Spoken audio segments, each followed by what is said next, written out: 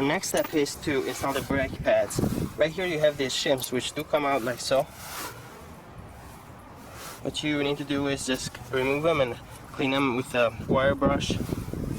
You also want to apply a little bit of grease right there so that the new brake pads so they move easily. Same thing, you have one on the top. Some brake pads might have new pieces like this. Some new brake pads might come with the replacement pieces, so just go ahead and throw these away and install the new ones. Next thing that you need to do is install the brake pads. Press them down on the bottom first, and on the top. Do the same thing on the outside one. And take the brake caliper.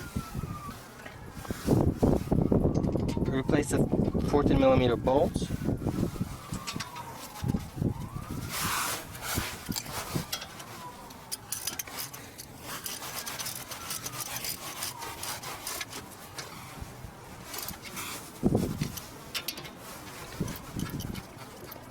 If you look in the description of this video, you'll find the torque requirements for these bolts.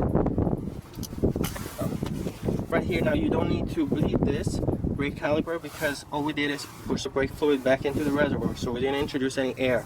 But if you needed to bleed this car, the brake line, so basically this is where you have the bleed screw. You'll loosen that up and you can remove the air. One other important tip is to be careful with this shield right here, this dust shield that you see right here.